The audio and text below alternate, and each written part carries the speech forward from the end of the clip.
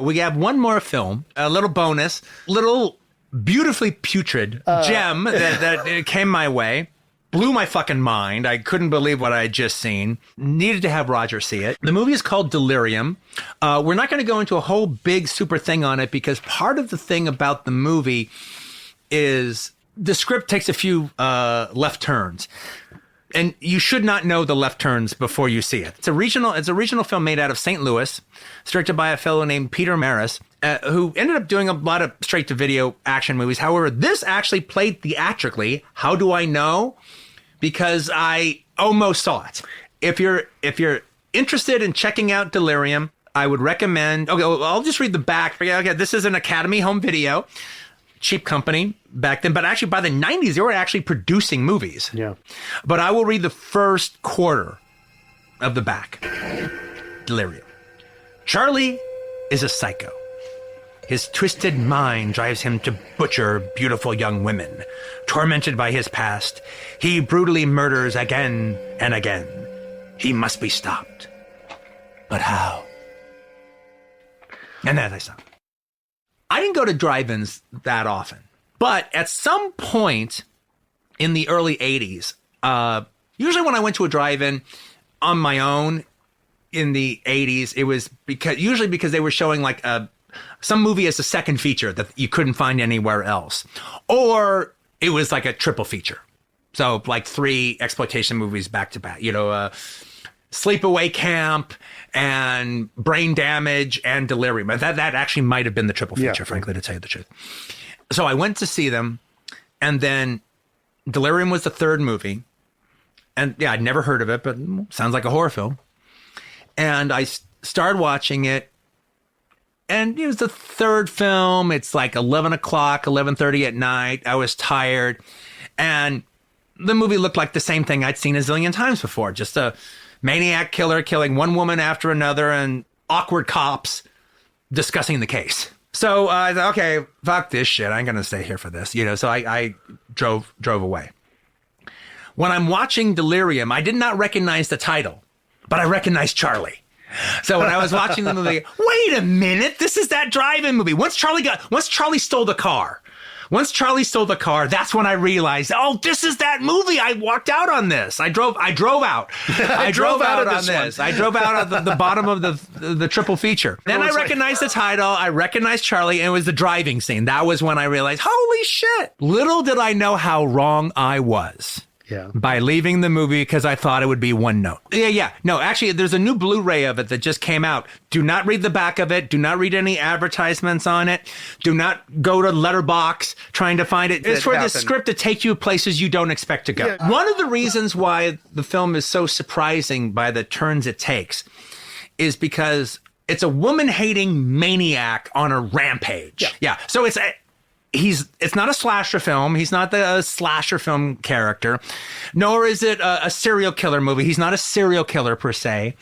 And it's nothing realistic, nor is it even though he's a Vietnam veteran. So, and he's got problems. So he does have a psychological aspect to why he's doing what he's doing, but they're not investing big time in the psychological aspect like Norman Bates or like the lead character in Don't Go in the House, even though he has a psychological bit. He's just a woman-hating maniac killer on a rampage. He kills a woman. He walks down the street. He keeps going until he bumps into another woman, and then he kills her. And then he bumps into some other people. He kills them. He bumps into another woman. He kills her. Now, it just so happens that on this killer's path, they managed to find young gals wearing short shorts that periodically show up every 20 minutes. And the movie sets itself up that is what it's going to be. So the killer is just going out, wiping out all these women. And then there's the cops. Yeah. That are like who know that this killer is out there, and they're starting their investigation. And there's a woman who actually knows what he looks like, who kind of turns them on to who this guy is. And so now they got to protect her. But the thing about the murders that the guy's doing, one of the things I like about the murders is the fact that there is I've used the word cynical and nihilistic in a bad way in talking about Moonraker. Here I'm using it in a good way because it's a nasty piece of work the whole first 20 minutes of the movie, because it's not trying to be a slasher film. It's not trying to be a maniac movie. It's not trying to be a serial killer movie. It has the feeling, it has the nastiness of an early 70s roughie about a killer. And what a roughie is were early X-rated movies that they came out with in the late 60s and the early 70s, that while they had a sexual vibe, they also had a violence vibe. Mm-hmm. They're actually emphasizing the misogyny of it. Now, I like that in this movie. I like the fact that that's rough. It's tough. It's a little queasy feeling. One of the things I like about that in the terms of this movie, aside from just I like roughness like that, especially in violence, is it also sets you up for the one-note quality of the thing. Well, it's just going to be him just killing this one and this one and this one and these stupid cops trying to figure out who he is. And I've seen many movies. That's the whole film. The killer is a guy named Charlie. He doesn't say a word in the whole film. I'm not saying the guy's giving a good performance, but he's effective. By sticking to his one-note performance, it accumulates. And the cops get better and better. A lot of these regional movies, they shoot them more or less in order. And you can see these untrained actors be awkward at the beginning, but you see them warming up to it. You see them getting better and better. You see them getting more comfortable being on camera, having a good time, kind of getting into it. And I actually ended up, by mid-movie, I ended up really liking those cops. I actually thought they were pretty good. Well, yeah, and I really liked the lead girl in it, too.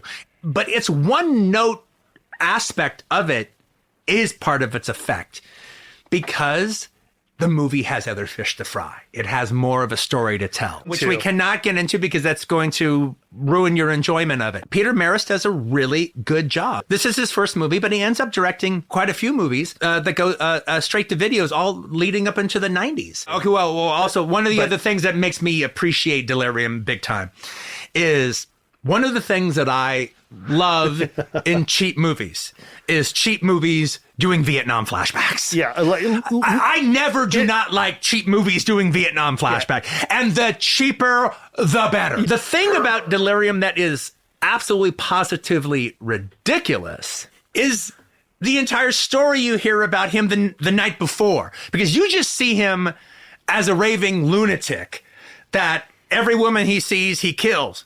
But apparently the night before, he's like vibing with a girl and they're really hitting it off.